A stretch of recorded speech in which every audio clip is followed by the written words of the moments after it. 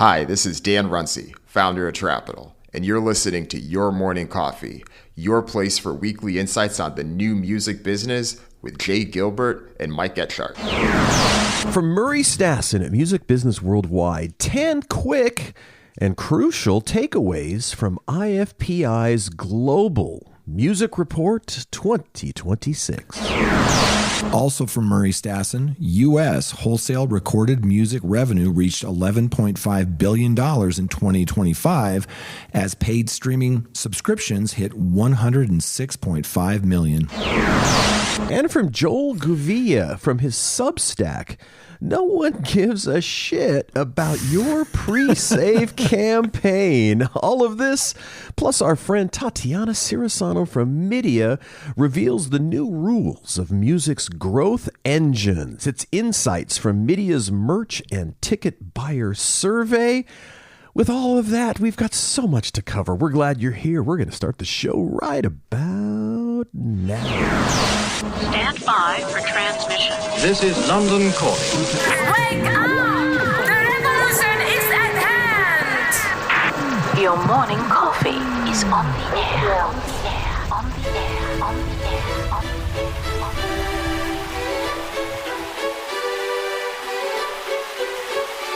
Standing by.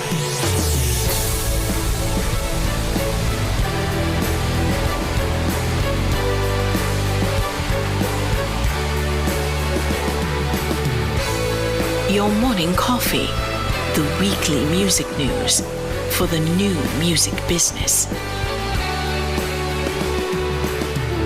It's the highly curated, agitated, advocated, moderated, and liberated digital music information that you need to know. We are your digital music authority. And now from our studios in Hollywood, California, here's your hosts, Jay Gilbert and Mike Etchart.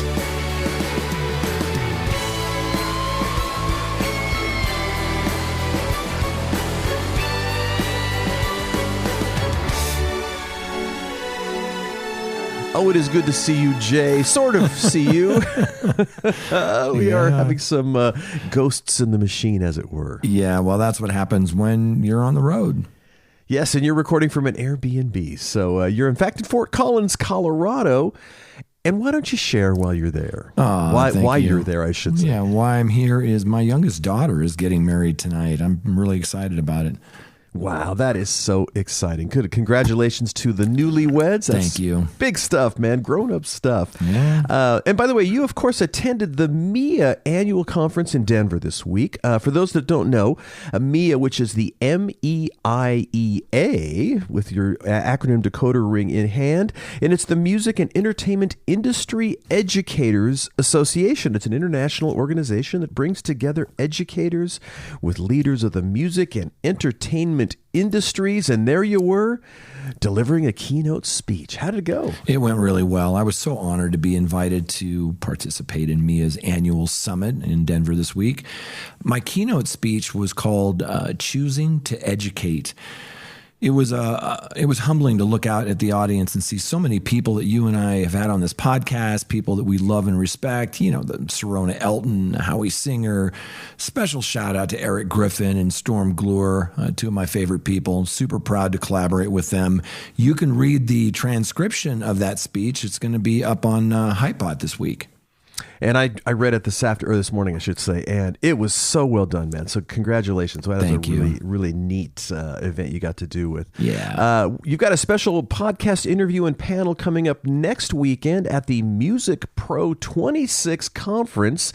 If you don't know, that's a 3-day conference and workshop for independent and emerging artists here locally at the Musicians Institute. That's in Hollywood, California. It's coming the weekend of 27th through the 29th of March, right around the corner. Yeah, this coming weekend. I've got a couple of things going on. There's a panel at 9 a.m. Saturday with Ryan Vaughn, Benji Stein, two incredibly smart marketing people, friends of ours. It's called Evolving Music Marketing Tools and Tactics to Reach, Engage, and Grow Your Audience.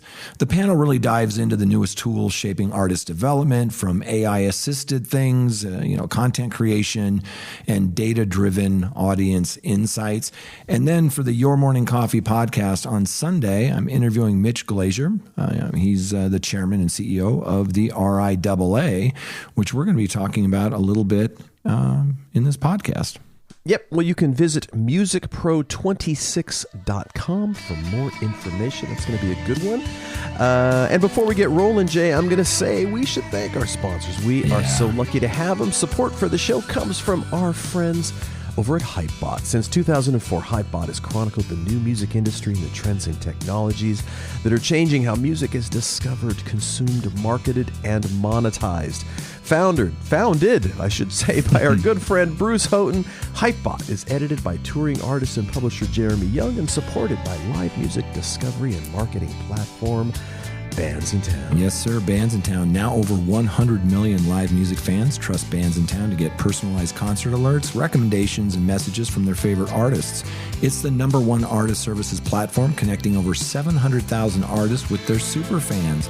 Managers, labels, agencies, and artists access their own dashboard to manage and promote their tour dates to music fans across all platforms. Yes, indeed. And boy, I get to hang out with my good friend, I should say, Jay Gilbert, music business consultant, educator, curator of the weekly Your Morning Coffee newsletter, and a former executive with Universal Music, Sony Music, and Warner Music Groups. Right. And I get to do this show every week with my good friend Mike Etchart, longtime host of Sound and Vision Radio, formerly of SST Records, Warner Music, Capital EMI, and Universal Music Group. And on to the stories we shall go. Yeah, we have some great stories this week. The most clicked on story in the newsletter this week by far was this blog post by Joe Guvia. And the headline was, "No one gives a shit about your pre-save campaign." So Joel writes, there's a moment that happens in every artist meeting, usually about 3 weeks before release date, where someone at the table, a manager, label rep, a well-meaning marketing coordinator says the words, "We should launch a pre-save campaign." Right. Well, then everybody nods at the table. It goes on the rollout doc. A link gets built. A graphic gets designed. The caption writes itself. Pre-save my new single. It drops on whatever date it is, and your support means everything to me. Well, and then almost nothing happens. Not because the artist doesn't have fans, not because the song isn't good, but because nobody, not the manager, not the label, not the marketing coordinator, stopped to ask the only question that actually matters. Why would a normal person want to do this? You can read Joel's entire post. The link is in the Your Morning Coffee newsletter. Yeah. It makes you think. Yeah, it's one of those things that everybody does, but, he goes on in the article to write about one that goes out to thousands of people and had like 10 people who actually click through. Before we jump into our next two stories, I wanted to highlight the fact, and you touched on this a second ago, the first story is about the IFPI. Now, the IFPI is worldwide music business data, and the RIAA represents U.S. only. So We're going to jump into the first story, which is from our good friend, Murray Stassen at Music Business Worldwide. The headline was 10 quick and crucial takeaways from IFPI's Global Music Report 2026. Again, this is global. So the IFPI Music Report 2026 reveals a music industry that accelerated its growth in 2025 and surpassed 30 billion, that's with a B, in annual recorded music revenues for the very first time. Right. Well, to be clear, the IFPI's numbers refer strictly to wholesale recorded music revenues. So that's the money paid through to labels, distributors, and artists. The worldwide numbers contain plenty of good news for rights holders, and you can see a return to growth for physical formats, double-digit gains in 4 regions, and China crashing into the global top 4. But also some signals worth watching. So like the maturation of the North American market and streaming fraud emerging as a key industry talking point. Yeah, this is such a great recap of the report by Murray Stassen. So here are his 10 quick takeaways from the report. Number 1, Growth accelerated and revenue surpassed $30 billion for the first time, as we mentioned. So global recorded music revenues grew a little over 6% year over year, reaching $31.7 billion. The 11th consecutive year of growth. Super encouraging. So this also marks the first time that global recorded music revenues have surpassed $30 billion, a symbolic milestone that really underlines how far the industry has come since its nadir of U.S. dollars of $13.1 billion in 2014. Right. The number 2 takeaway, paid subscription streaming continues to drive the business. Paid subscription revenues increased almost 9% year over year in 2025 and accounted for more than half, more than 52% of global revenues. Total streaming revenues, that's including both paid subscription and advertising supported stuff, surpassed $22 billion. I'm going to take that again. Hold on. That's all right. That was good. Yeah. No. Just kind of got going. It reminds me of when you're skateboarding and you're going down a hill and all of a sudden you're like going too fast. And I got to jump off, man. I got to jump off. So total streaming revenues, that includes both paid and advertising supported subscriptions, surpassed $22 billion for the first time in 2025 and accounted for almost 70% of total recorded music revenues. Total streaming grew by almost 8% year over year overall, with subscription streaming, again, almost 9%, comfortably outpacing ad-supported formats, but grew a little over 4% year over year. Right. His third point, physical formats returned to growth and outpaced digital. Physical music trade revenues grew by 8% year over year in 2025. That's a significant rebound from the minus 3% decline posted in 2024. Physical revenue growth outpaced that of digital for only the second time on record, driven by a return to growth from the world's largest physical market, that of course is Japan, alongside strong performance in several other markets globally. So global physical revenues amounted for $5.3 billion and were driven by a strong performance from vinyl, which increased about almost 14% year over year. That's incredible, marking the format's 19th consecutive year of growth. CD and music video, that kind of revenue, that also returned to growth, with revenues up almost 4% year over year for CD and almost 11% for music video year over year, respectively. Right. So point number 4, double-digit growth in 4 regions, and Latin America leads the way. Every region saw recorded music revenue growth in 2025, but 4 posted double-digit gains. So 2 Latin American markets, that's Brazil at number 8 and Mexico at number 10. The Middle East, North Africa, and Sub-Saharan Africa were the joint second fastest growing regions, each posting growth of 15% year over year. Wow. Right. But that leads beautifully into number 5, which is China overtakes Germany to become the world's 4th largest music market. China's recorded music revenues grew by over 20% year over year in 2025, making it the fastest growing market in the top 20. That's China. That growth propelled China up 1 place in the global rankings, overtaking Germany, as I said, to become the world's 4th largest recorded music market. And according to IFPI data, as of 2025, the world's top 10 biggest recorded music markets are as follows. 1, USA. 2, Japan. 3, UK. 4, China, which was up 1. 5, Germany. 6, France. 7, South Korea. 8, Brazil. 9, Canada. And 10, Mexico. And all of the top 10 markets that I just mentioned posted growth in 2025. Right. Point number 6, Japan's return to growth boosted Asia. So Japan, the world's 2nd largest recorded music market, returned to growth in 2025 with almost 9% growth year over year after a flat 2024. And number 7 is a better year for North America, but global growth moved faster. So the USA and Canada regions increased revenues by 3.5% year over year in 2025, holding an almost 40% share of global revenues and adding more than $400 million to global revenues. Wow. The U.S. posted growth of 3.3% year over year. That's according to IFPI's figures, slightly higher than the RIAA's estimate of 3.1% published earlier this week. And number 8 of 10, the number of users of paid subscription accounts inches ever closer to the 1 billion mark. This is really impressive. So the total number of users for paid music streaming subscription accounts grew to 837 million globally in 2025. And that's up from a restated 764 million in 2024. And if you're keeping track, that's an increase of 73 million accounts in one single year. Very impressive. The industry continues to add tens of millions of paid accounts each year as it inches closer to that 1 billion milestone. And highlight number 9, sync declined, downloads continued to fade, but performance rights grew modestly. So not every revenue format grew in 2025.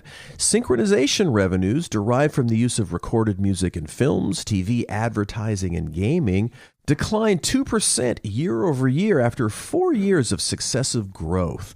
Well, downloads and other digital revenues continued to decline for the 13th consecutive year, falling 5% year over year. These formats now account for just 2.5% of global recorded music revenues. That's reflective of a market where fans are increasingly streaming music. Performance rights revenues, that's collected by music licensing companies and derived from the use of sound recordings and music video, mostly in public performance and broadcasting, was essentially flat. Performance rights generated a little over 9% of total global industry revenue. Right. And finally, the number 10 point Murray points out is that AI innovation and streaming fraud will shape the next chapter. So the IFPI's report highlighted 2 key themes shaping the future. One, on AI, the IFPI says record companies are at the forefront of the next generation of AI innovation, actively engaging in the development of music licensing models to generate revenue opportunities for artists, aiming to build an ecosystem where AI and human artistry thrive together. That's super important.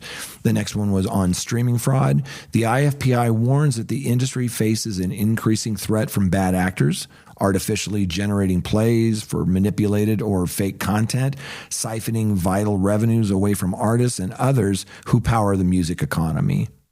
Right. Well, good stuff. Really, really interesting. Our next story, again, it's another from Murray Stassen over at Music Business Worldwide. U.S. wholesale recorded music revenue reached $11.5 billion in 2025 as paid streaming subscriptions hits 106.5 million. That's adding 6.5 million accounts year over year. So the U.S. recorded music industry generated, that's right, $11.5 billion in wholesale revenue in 2025. That's up a little over 3% year over year. That's according to the RIAA's new year-end report published this last week, March 16th. Right. Very interesting. We're going to have Mitch Glazer, the CEO of the RIAA. We'll have him on next weekend for the podcast to sort of break down some of these things. And again, this is U.S., so this is the RIAA's first full year report issued exclusively on a wholesale basis. Remember, we talked about that, following its shift to this new methodology, starting with the first half of 2025, that mid-year report. So this 3.1% growth rate narrowly outpaced U.S. inflation, which sat at 2.7% across the 12 months of 2025. That's an improvement on 2024, when Music Business Worldwide reported that the U.S. market's wholesale revenue growth of 2.7% actually trailed the rate of inflation. The U.S. recorded music industry's total wholesale revenue of $11.535 billion in 2025 was up by almost $350 million versus equivalent wholesale figure from 2024, which was a little over $11 billion. Yeah, so that's $347 million year over year wholesale revenue again, right? That's a growth. And that was an improvement it was around $200 million that was added in 2024. but that was less than half the size of the equivalent growth. That was around 700 million seen in 2023. One of the headline stats within this report is this. There were 106.5 million total paid premium music subscription accounts in the U.S. in 2025, and that was up about 6.5 million. So clearly the international market is driving much more of this growth in the U.S. Right. Well, that 6.5 million year-over-year net increase represents the first reversal in a multi-year pattern of decelerating subscription account growth here in the U.S., though the figure remains well below the levels seen earlier in the decade. Yeah, premium paid subscription revenues grew by almost 7% year-over-year, to around $6 billion, slightly outpacing the 6.5% rise in subscriber numbers and implying a modest improvement in average revenue per user. That's that ARPU number that we talk about, likely driven by subscription price increases, including Spotify's U.S. premium hike. They went from $10.99 to $11.99 back in July of 2024, and that's, flowing through for now a full calendar year. Right. Well, Spotify has since raised its U.S. price again to $12.99. That's effective of February of this year. Paid subscriptions represented 55% of total U.S. recorded music revenue. This subscription growth bright spot was offset by declines across other streaming revenue fields. So, free streaming revenue from ad-supported services, including YouTube, Spotify's free tier, and social media platforms like Facebook and TikTok, those were essentially flat. Non-premium paid subscription revenue from services with limited interactivity, including Amazon Prime, Pandora Plus, and music licenses for streaming fitness services, well, those fell 4.5% to just a little under $500 million. Yeah, and then there were these other streaming revenue, right? That's covering payments for digital and customized radio services under statutory licenses. That includes, things like sound exchange distributions for services like SiriusXM, internet radio stations. That fell almost 4% year over year. As a result, total streaming revenue reached almost $9.5 billion, so up around 3% year over year. Streaming accounted for 82% of total U.S. recorded music revenues, 82%.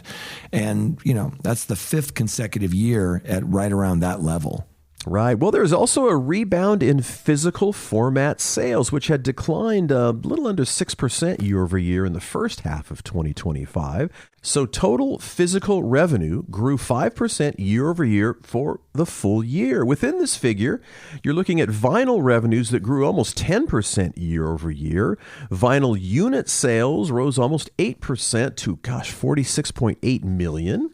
And the RIAA noted this was the 19th consecutive year of growth for the format, that nearly 50% of global vinyl revenue is now generated in the U.S. I haven't seen that stat. Half of global vinyl revenue is from the U.S. So CD sales, they continued their decline, falling almost 12% year over year in units. Vinyl accounted for more than 3/4 of all physical revenue, not surprising, and outsold CDs for the fifth consecutive year. And our last story today, the headline is The New Rules of Music's Growth Engine, Insights from Media's Merch and Ticket Buyer Survey. And this is by our friend Tatiana Cirosano. So expanded rights are quickly becoming the growth engine of the recorded music industry. The category, which includes labels' participation in revenue streams like merch and live, grew an impressive 21.5% in 2025, and that's according to Media's Recorded Music Market Shares report, leaving all other revenue segments in the dust. Well, yet what got fandom monetization here is not the same as what will drive its next era. As new generations age up, their diverging preferences will increasingly shape the market for fan products and experiences. To this end, Media recently surveyed 1,000 U.S. fans who had bought either merchandise, physical music, or live concert tickets in the last year. The results, explored in a 44-page report out next week, point towards a rising bar for music merch and experiences, and suggest that two genres in particular may actually be overlooked. Right. Tatiana writes that while band T-shirts may be the market's bread and butter today, younger buyers expect a wider variety of merch than ever. In fact, 16 to 24-year-olds under-index in favoring T-shirts, but over-index for options like hoodies, posters, keychains, and jewelry. It makes sense. If you grow up in a world of algorithmic feeds and the ability to order pretty much anything online, why wouldn't you expect merch to be similarly tailored and accessible? Right. Younger fans also value subtlety. And if you know signals over more obvious artist branding. Together, these data points reflect a growing appetite for bespoke merchandise tailored to the artist and fan base. Consider Earl Sweatshirt's Incense, Sabrina Carpenter's Pajama Set, or Bon Iver's home fragrance. This means more effort, but the potential reward is high, and there is a growing market of boutique merch agencies looking to help. Right. Tatiana goes on to write about fragmentation. She writes that as listenership fragments, so does fandom. The result is that just under half of the respondents say that they mainly purchase merch from larger, more well-known artists and bands. The shift becomes more pronounced with each younger age cohort. While teens are often more likely to seek underground culture anyway, the ongoing trend of fragmentation suggests that this shift is generational, not demographic. Mainstream artists may drive higher spend, but in terms of overall sales volume, merch, this is no longer only a superstar's game.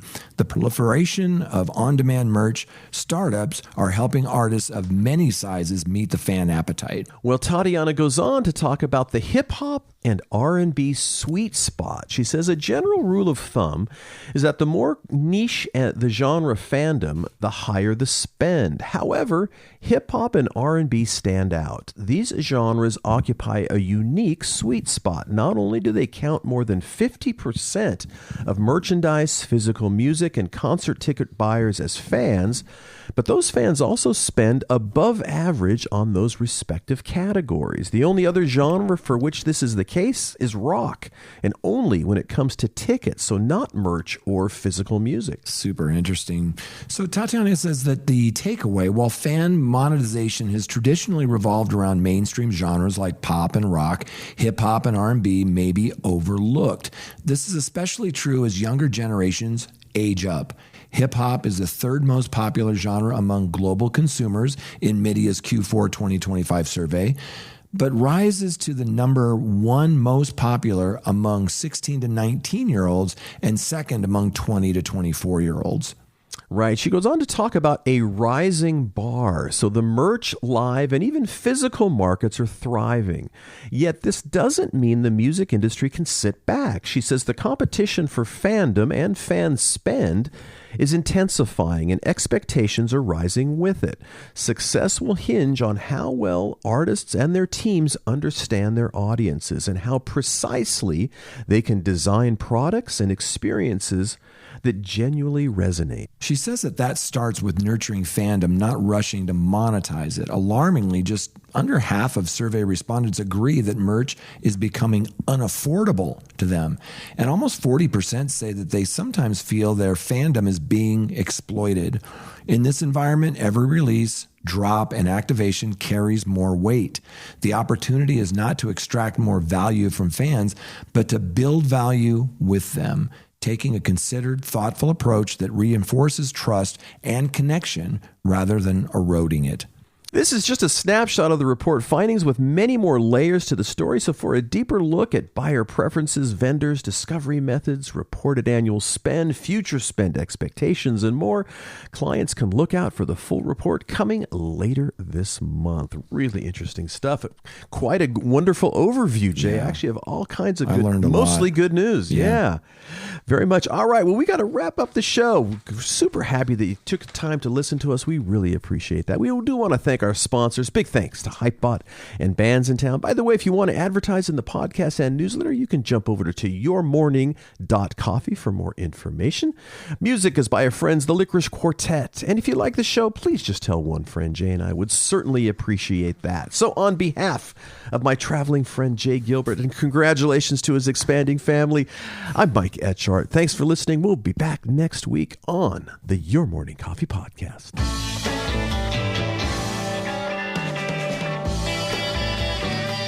You've been listening to Your Morning Coffee, the weekly music news program for the new music business. Join Jay Gilbert and Mike Etchart next time for the digital music news you need to know.